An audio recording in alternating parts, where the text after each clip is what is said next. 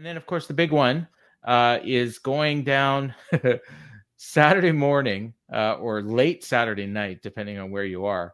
Show starts at 5, or Friday night, 5 a.m. Eastern, 2 a.m. on the West Coast, and the main card I think kicks off at 9 Eastern. Jeez, man, this thing's gonna be over before I wake up, I think. But you're gonna be up watching it live. Yep. And covering it for WrestlingObserver.com. And the main event's huge fight. Actually, it's a really, like, the top 3 fights are like the main card is good. Yeah, like the top 3 fights though are like real big.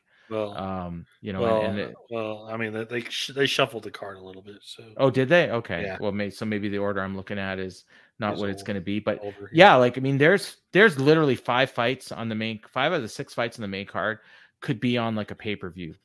Like they're like pay-per-view fights, like not headliners, but like... Never mind, they shuffled the card back. Oh, did they? Okay. They originally, I know what you're talking about. They had Giga and Caceres as the third fight, as the third from top, and then they had like at some point last week for a couple of days they had moved it to the main card opener, but now they put it back third from top. So. Okay, but I would say like there's 4 fights on the main card that could headline a fight night. Yeah, like this is a big main card, and the main event is Max Holloway and the Korean Zombie, and that is a pay-per-view co-main event in my opinion. That's a real interesting fight, and I don't know. I assume it's going to be a sold-out building, and it's going to be a wild crowd, and I'm really looking forward to this. And like I'm gonna have to stay off my phone. I'm gonna stay off the internet because I don't want to know what happened if I can't see this live. In fact, I may like just skip right ahead. Like I never do this. I always watch the shows in order, but I may just watch the main event live and then go back and watch the rest because there's no way I'm waking up at 4 a.m. But the huge fight, big implications obviously at featherweight. With Volkanovski as the champ. What are your thoughts about this one? Well, first off, Korean Zombie, this is his 11th straight main event. Wow. So, yeah. So that's got to be some sort of record, certainly for featherweight. Possibly, but I'm not predicting a fun time for him. No. I'm thinking Max Holloway is gonna make it look pretty for himself and ugly for the Zombie. You never know with the Zombie. He's dragged wins out of his ass before, and he's lost fights where he was winning, like the Yair Rodriguez fight the last second. But Max Holloway is just a different kind of animal on the feet. So unless Max just shows signs of regression in here, I don't know, I don't know that the odds are so in favor of Holloway, and that's how I feel. Like, I think it's going to be a blowout. And also, Zombie hasn't fought since the Holloway fight, or not Holloway, the Volkanovski fight 16 months ago, and he's coming off shoulder injury, shoulder popped out, yeah, or he hurt his shoulder, yeah, got finished, and I just think it's going to be a blowout, and I'll be surprised if it's not, honestly. Yeah, like it's possible, because Zombie won't quit. So I mean, it's possible that he makes it the full 25 minutes, but if he does, he's going to take a beating. And we'll be coming on here reviewing this next week and saying like somebody should have stopped it or whatever. But it's kind of what I'm predicting. I mean, certainly like he's got a lot of power and he can knock anybody out if he hits them. But Max Holloway's at a different level. But this again, this is a fight that they've probably wanted to do for a while. I know Korean Zombie was booked. They were supposed to run a show out here last year, late last year, I think, right? And then they ended up moving it to the Apex, and he was supposed to headline that show, right? Yeah, no, it was earlier this year, yeah. Or earlier February. This year?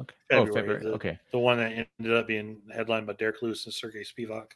Yeah, the one where everyone was like, "Why is it so early?" Yeah.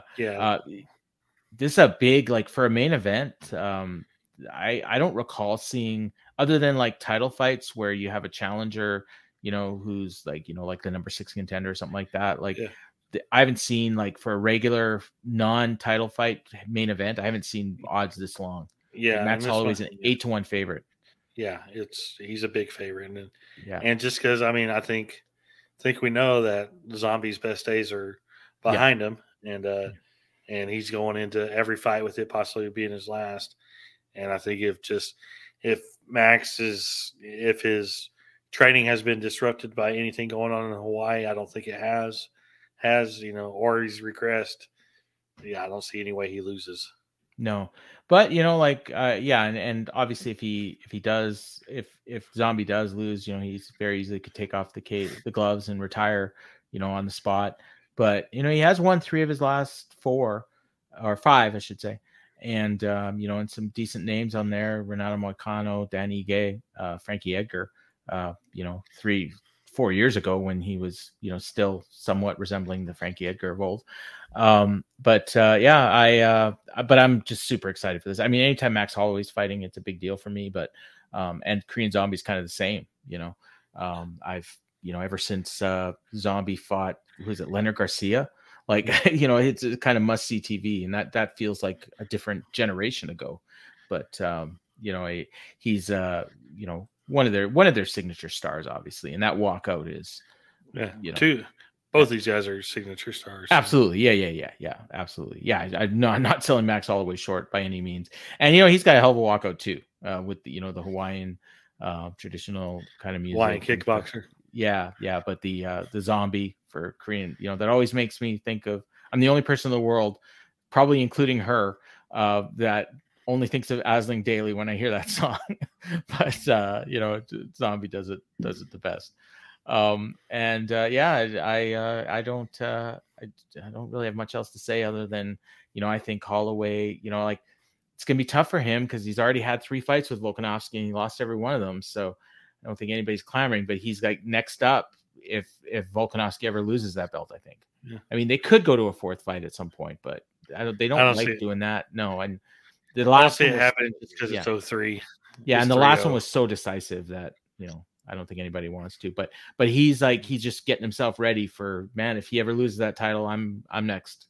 Yeah. So what are your 3 fights to watch?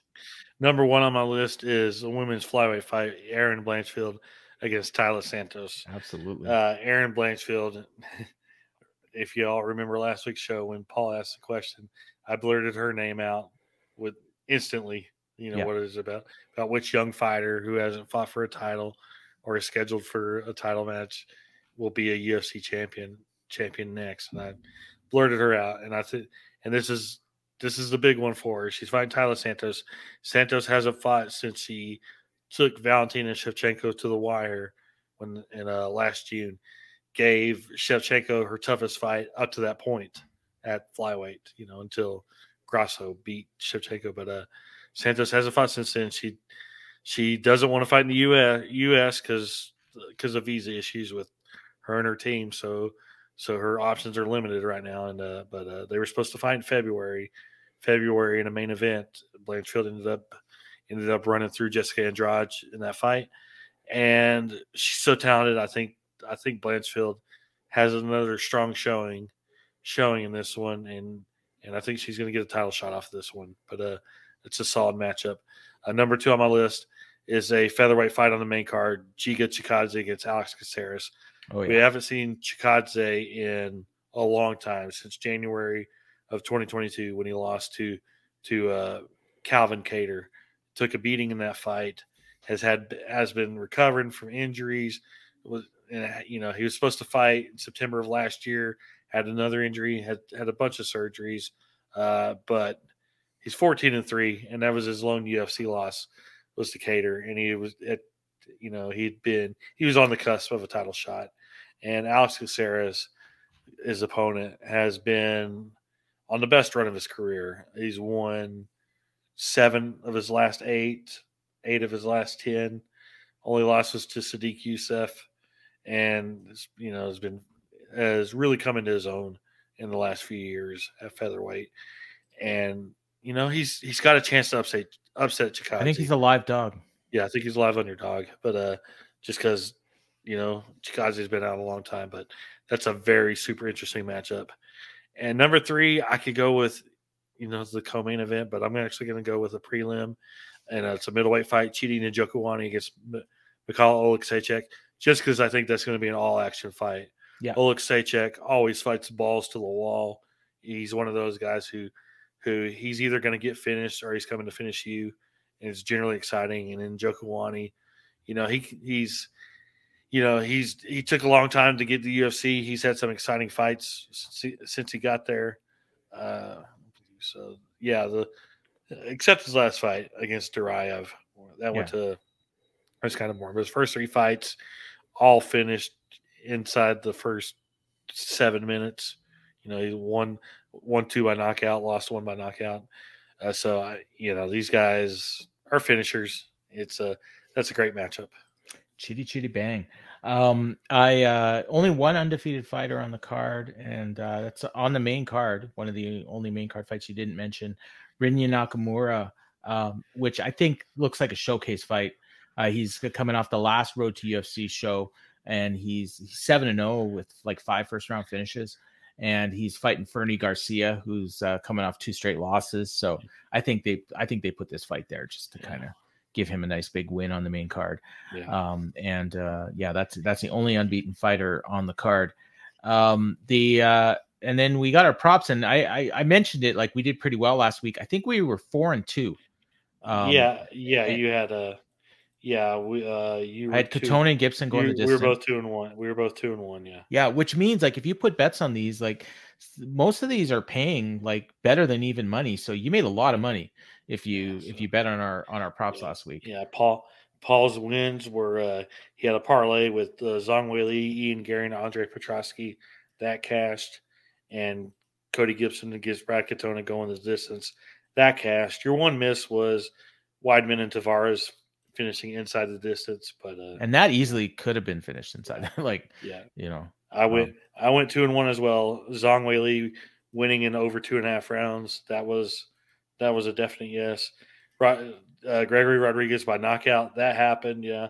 And then I had Ian Gary winning inside the distance, which we both thought, we talked should have been stopped. Should have been stopped, and we thought he was toying with him. So yeah. So I mean, we really easily could have gone 6-0. Yeah.